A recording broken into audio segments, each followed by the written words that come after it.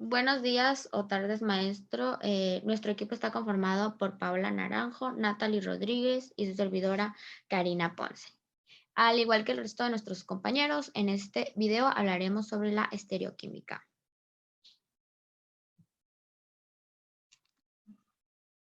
El carbono presenta propiedades químicas especiales que le permiten a sus átomos que puedan unirse entre sí mismos formando infinidad de estructuras químicas cuyo arreglo geométrico puede ser lineal, ramificado o cíclico. La estructura del carbono es tetraédrica, es decir, que su capa electrónica más externa, o como lo conocemos, su orbital de valencia, tiene 4 electrones de valencia que puede compartir, por lo que tiene la capacidad de formar 4 enlaces covalentes con otros átomos de carbono o con átomos de distintos elementos. Cada electrón del último nivel se une con un electrón del último nivel de algún otro átomo. Y cada átomo de carbono al unirse va a necesitar completar sus 4 enlaces. Aquí podemos observar las diferentes representaciones existentes del carbono. La serie de compuestos más sencillos que forma el carbono se les denomina alcanos. Pertenece a una familia de compuestos llamados hidrocarburos, de cadena lineal, ya que se encuentran formados principalmente por carbono e hidrógeno. Los compuestos orgánicos que contienen solo un carbono e hidrógeno reciben el nombre de hidrocarburos y se les puede dividir en dos clases principales que vendrán siendo los hidrocarburos alifáticos y aromáticos. Estas dos clases principales también se pueden dividir en aún más familias.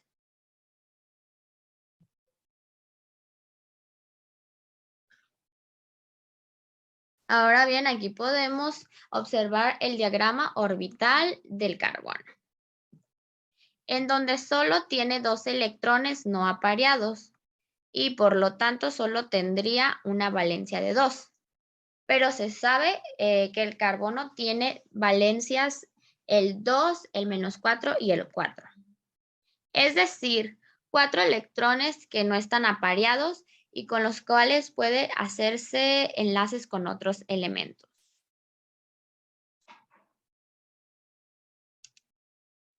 En esta imagen observamos la hibridación del carbono.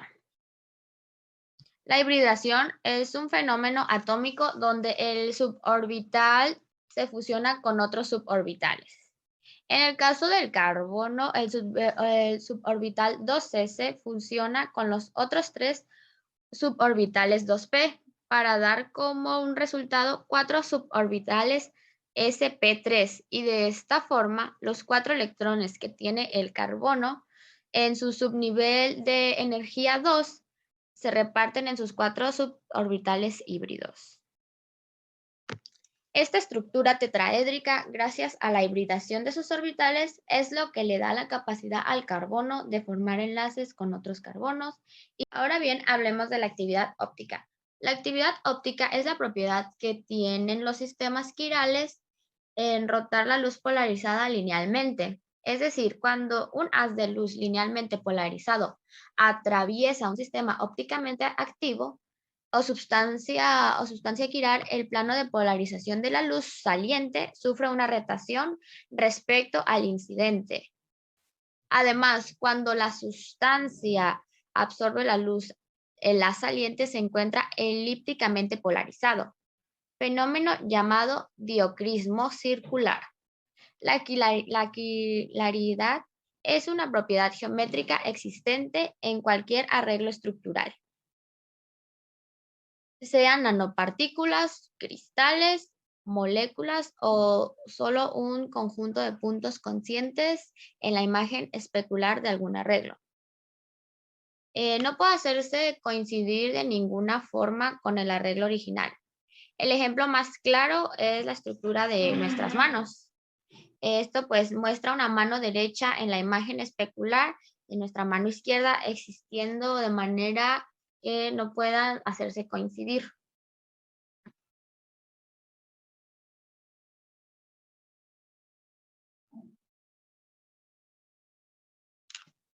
¿Qué es la luz polarizada? Pues bueno, la luz normal es la que consiste en ondas electromagnéticas que vibran en todas las direcciones. Cuando la luz pasa a través de un polarizador, un ejemplo es el prisma de Nicol, las ondas electromagnéticas vibran en un plano. Este plano es de oscilación, coincide con el plano de propagación de la onda.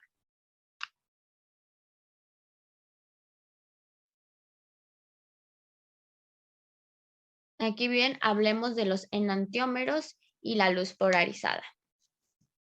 Cuando la luz polarizada pasa a través de una cubeta que contiene una sustancia quiral, se produce una rotación en el plano de polarización. Las sustancias quirales rotan a la luz polarizada y se dice de ellas que son ópticamente activas, que pues podría decirse que presentan esta actividad óptica.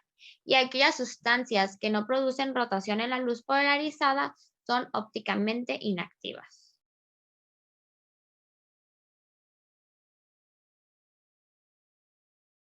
El levogiro y el dextrogiro. Cuando un compuesto ópticamente activo rota la luz polarizada en el sentido de las agujas del reloj, se dice que es un dextrogiro y se representa por signo positivo. Las sustancias que rotan en el sentido contrario a las agujas del reloj son levongiras y se representan por un signo negativo. Los enantiómeros rotan la luz polarizada en el mismo ángulo, pero en sentidos opuestos mediante un polarímetro, pero pueden medirse según su ángulo.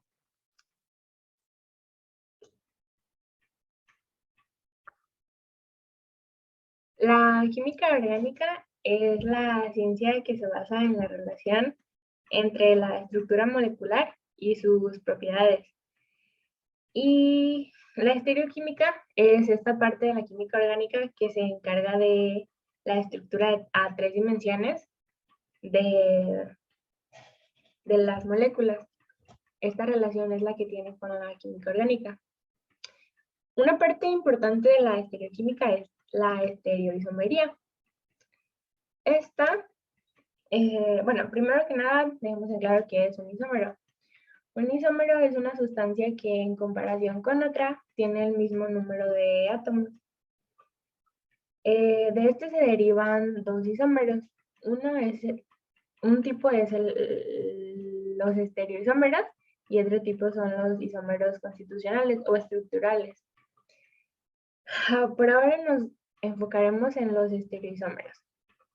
Estos derivan a su vez dos tipos. Uno son los diastereoisómeros y otros son los enantiómeros. Primero que nada, los enantiómeros. Los enantiómeros son una sustancia en donde la única diferencia es que sus átomos están en diferentes posiciones. Es una imagen especular no superponible. ¿Qué quiere decir esto?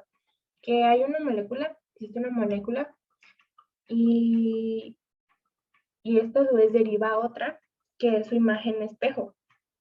Entonces, al querer poner las dos superpuestas, no se va a poder porque va a quedar encimado. Eso es un enantiómero. Este es un ejemplo de un enantiómero. Y bueno, este también es un centro quiral, por eso le puse ejemplo. Y tenemos aquí a un carbono que tiene enlazados a un bromo, a un flúor, a un hidrógeno y a un cloro. Y de aquí sale el concepto de centro quiral. Centro quiral o centro asimétrico es un átomo tetraédrico que posee 4 grupos diferentes.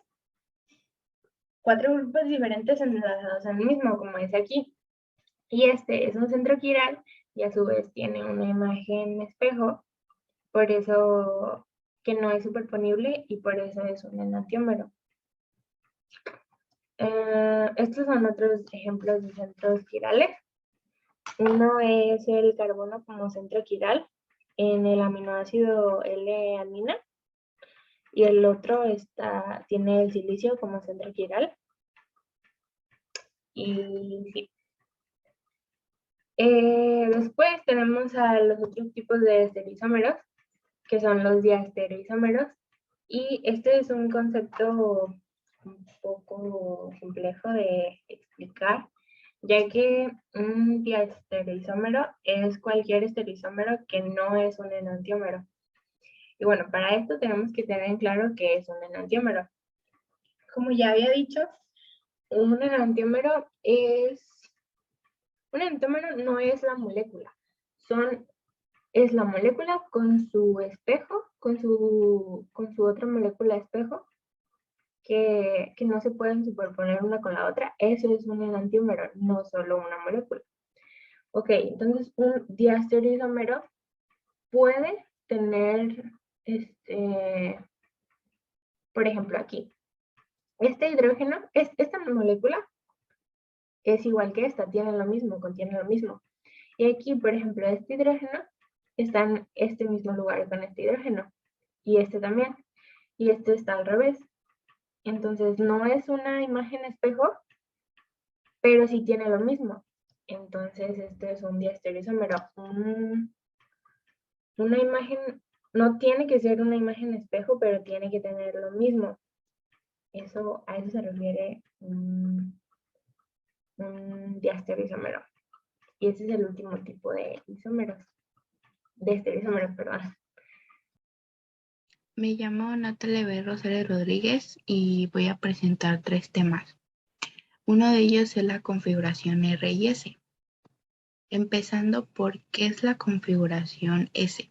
La configuración S es la disposición espacial del isómero S. El isómero S tiene una disposición diferente a diferencia del isómero R, que más adelante lo voy a explicar, de la misma molécula. A diferencia de la configuración R, la configuración S tiene una dirección contraria a las agujas del reloj de las sustituyentes, es decir, que va desde la prioridad más alta a la prioridad más baja. En cambio, la configuración R es la disposición espacial del isómero R. Por lo tanto, el isómero R tiene una dirección relativa del orden de prioridad, en cambio, sentido de las agujas del reloj. La base para determinar las prioridades de los sustituyentes, en cambio, si es R o es S, adjuntos al centro quiral son las reglas SIP, reglas Kagel-Prelog. Bueno, aquí puse las reglas del SIP. Primero, se considera que los átomos que se unen directamente al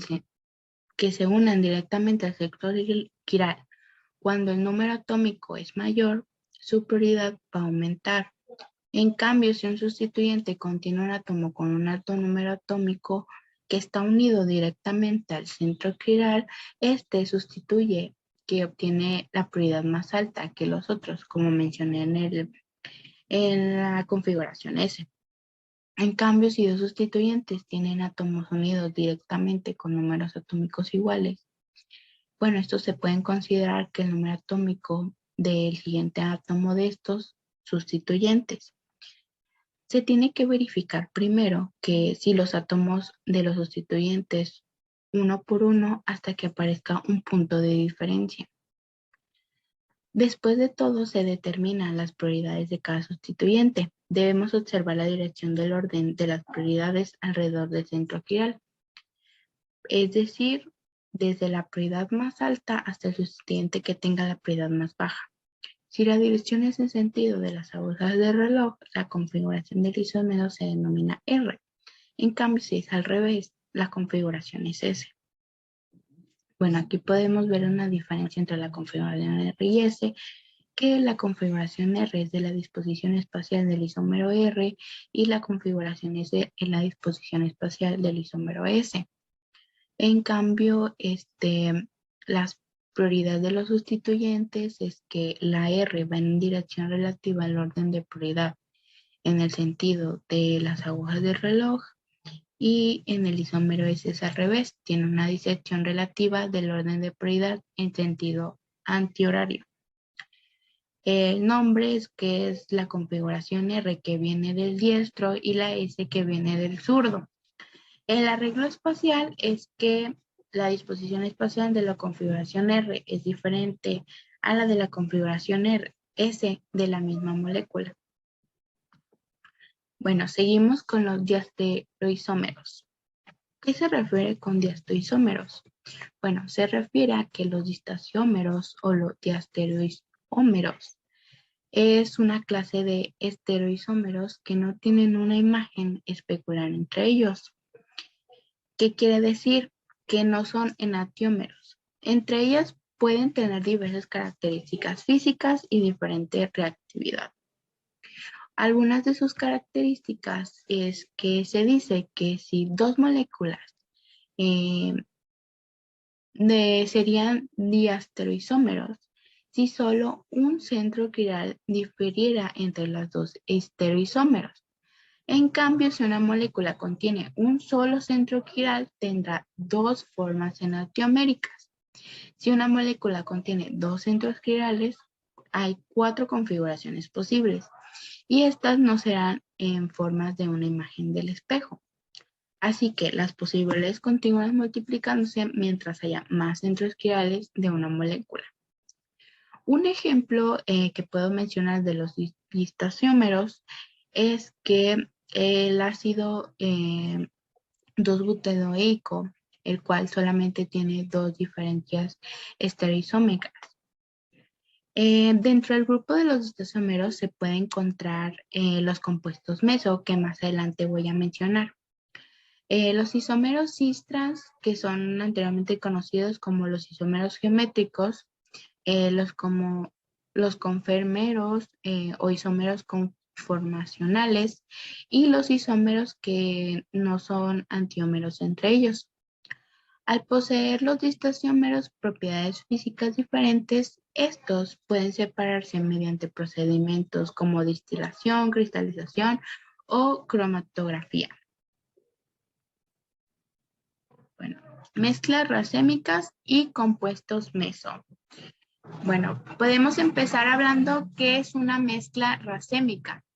Una mezcla racémica es una mezcla de compuestos orgánicos que son conocidos como enantiómeros, como anteriormente mencioné. Esta mezcla contiene cantidades iguales de distanciómeros zurdos y diestros.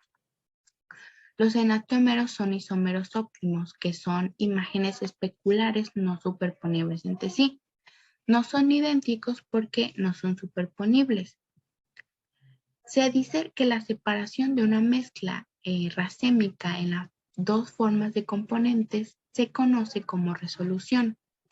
Los enantiómeros tienen propiedades físicas idénticas, como el punto de fusión, el punto de ebullición, la solubilidad, etc. Por lo tanto, es difícil que estos sean separados en fracciones.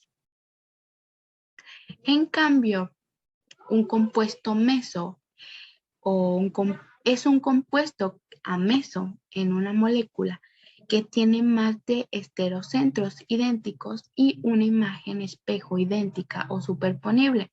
Por lo tanto, un compuesto ameso tiene muchos centros de carbono quiral, pero la imagen especular es superponible. Bueno, existen también características entre estos dos.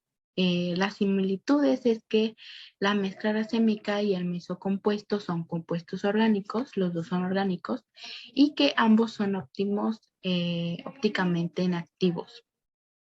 Existe también una diferencia que la mezcla racémica es una mezcla de compuestos orgánicos como si en enantiómeros. En cambio, un mesocompuesto es una molécula que tiene más de un estereocentro idéntico y una imagen espejo idéntica o superponible. Su composición es que la mezcla racémica contiene isómeros no idénticos, en cambio un meso está compuesto por imágenes espejo idénticas. En la quiralidad, una mezcla racémica contiene compuestos quirales y en cambio en un compuesto meso, los compuestos meso son considerados como compuestos aquirales.